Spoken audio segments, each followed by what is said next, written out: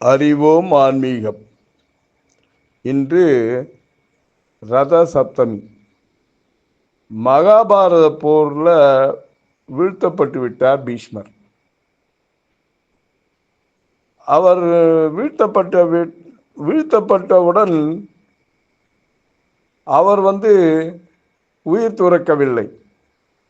அவரோட வரம் என்னன்னா, நினைத்த நேரத்தில் உயிர் விடலாம் என்று அவர் பெற்றிருந்த வரமே அப்போது அவருக்கு பெரிய கஷ்டத்தை அளித்து கொண்டிருந்தது. அந்த உத்தராயணத்தில் உயிர் விடலாம் என்று நினைத்த பீஷ்மர் அர்ஜுனனால் ஏற்பட்ட அம்பு படுக்கையின் மீது படுத்திருந்தார். மேலும் அவரது தாகத்தை தீர்ப்பதற்காக அர்ஜுனன் என்ன பண்ணான்னா, நிலத்தில் அம்பை விட்டு கங்கையை வரவழைத்து கொடுத்தார். யாருக்கு? பீஷ்மருக்கு. இருந்தாலும் காலம் போய்கொண்டே இருந்தது. அவர் உயிர் துறக்கலை. இந்த உத்தராயண காலம் வந்தது. பீஷ்மரின் உயிர் அவரது உடலை விட்டு பிரியவில்லை. பாண்டவர்கள், கௌரவர்கள், கிருஷ்ணர் என அனைவரும் அவரை சூழ்ந்து நின்றனர். பீஷ்மருக்கோ தன் உயிர் இன்னும் பிரியாததை நினைத்து வேதனை அடைந்தார். அப்போது அங்கு வந்து சேர்ந்தார் வேதவியாசர். பீஷ்மர் வேதவியாசரிடம், என்னுடைய உயிர் ஏன் இன்னும் போகவில்லை, நான் செய்த பாவம் என்ன என்று கேட்டார். அதற்கு வியாசர், பீஷ்மரே, ஒருவர் தன் எண்ணம், சொல், செயலால் செய்வது மட்டும் தீமை என்றில்லை. ஒருவர் தன் எண்ணம், சொல், செயலால் செய்வது மட்டும் தீமை இல்லை. தன் கண்முன்னே பிறர் செய்யும் தீமைகளை தடுக்காமல் இருப்பதும் கூட ஒரு வகையில் பாவம். தன் கண்முன்னே பிறர் செய்யும் தீமைகளை நாம் தடுக்காமல் இருப்பதும் கூட ஒரு வகையில் பாவம். அதற்கான தண்டனையை யாராக இருந்தாலும் அனுபவித்துத்தான் ஆக வேண்டும். பீஷ்மருக்கு இப்போது புரிந்துவிட்டது. தன்னுடைய இந்த வேதனைக்கான காரணம், திரௌபதியை துச்சாதனன் துகில் உரிந்த போது சபையில் இருந்த அனைவரிடமும் தன்னை காப்பாற்றும்படி மன்றாடினாள் அல்லவா? அந்த நேரத்தில் அங்கிருந்த அனைவரும் அங்கு ஒரு பெண்ணுக்கு நடக்கும் கொடுமையை கண்டும் காணாதது போல் இருந்தார்கள் அல்லவா? அவர்களில் பீஷ்மருமாகிய நானும் ஒருவன் அல்லவா என்று நினைத்தார் பீஷ்மர். அந்த பாவம்தான் தனக்கான இந்த தண்டனை என்பதை உணர்ந்தார் பீஷ்மர். இதற்கு என்ன பிராயச்சித்தம் என்று வியாசரிடம் கேட்டார் பீஷ்மர். பீஷ்மா, ஒருவர் தன் பாவத்தை உணரும் போதே அது அகன்று விடுகிறது. தவறு செய்து விட்டோம் என்று நீ உணர்ந்ததால் உன்னுடைய பாவம் இப்போதே அகன்று விட்டது.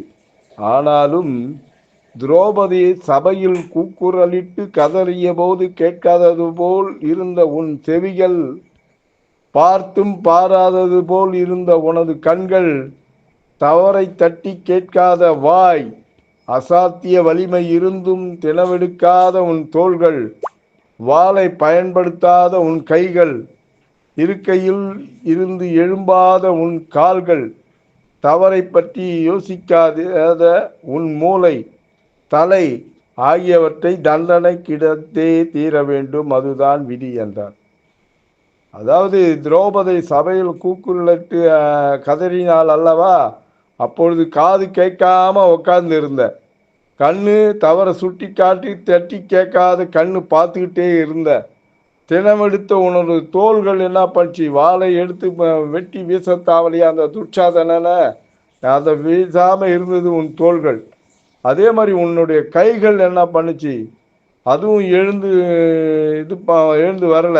உன் கால்களும் தவறை உணர்ந்து எழுந்து வரல. உன்னுடைய மூளையும் எழுந்து வரல.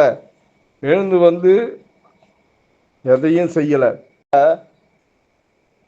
அந்த தண்டனை உனக்கு இதுதான் என்றார் வியாசர். இதை கேட்ட பீஷ்மர் வியாசரிடம், தவறு செய்த இந்த உடலை பொசுக்கக்கூடிய வல்லமை படைத்தவர் அந்த சூரிய பகவான் ஒருவரே.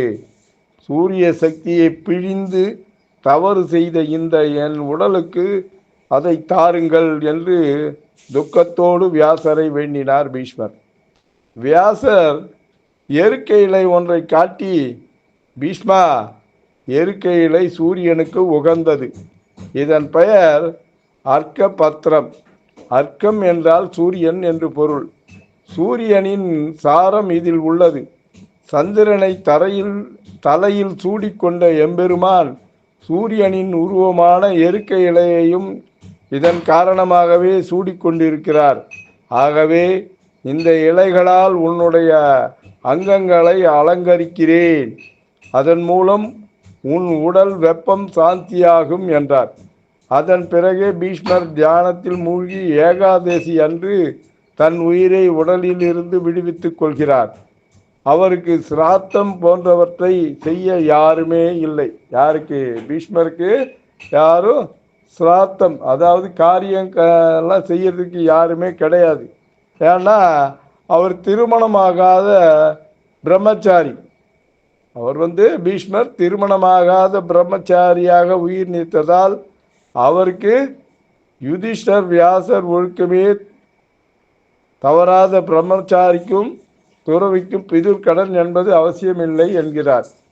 இந்த மாதிரி கல்யாணமாகாதவர்களுக்கு இந்த காரியம், இந்த சிராத்தெல்லாம் செய்ய வேண்டியதில்லை என்கிறார் யுதிஷ்டர்.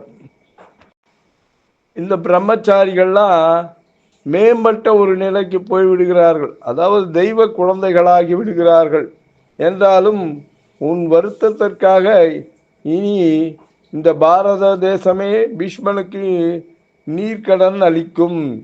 அதாவது ரத சப்தமி அன்று தங்கள் உடலில் எருக்கை இலைகளை வைத்து கொண்டு குளிக்கும் மக்கள் தங்கள் பாவங்களிலிருந்து தங்களை விடுவித்துக் கொள்ளுவதோடு பீஷ்மருக்கும் நீர்க்கடன் அளித்த புண்ணியம் அவர்களுக்கு கிடைக்கும் என்று ஆறுதல் சொன்னார் வியாசர். சில காலங்களுக்கு முன்பு வரை ரத சப்தமி அன்று விரதம் இருப்பதும் தலையிலும் கண்கள், செவிகள், கை, தலையில் கண்கள், தோள்களில் எருக்கை இலைகளை வைத்துக் கொண்டு குளிக்கும் முறை இருந்தது.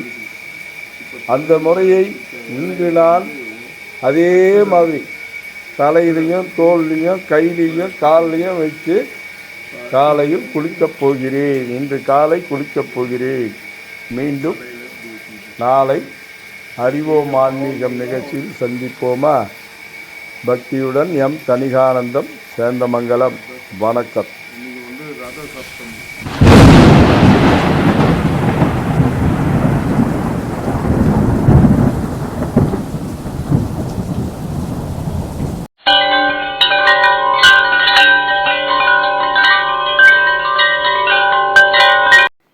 தணிகை டிவியை லைக் பண்ணுங்கள், ஷேர் பண்ணுங்கள், பெல் பட்டனை ப்ரெஸ் பண்ணுங்கள். தணிகை டிவியை சப்ஸ்கிரைப் பண்ணுங்கள். வணக்கம்.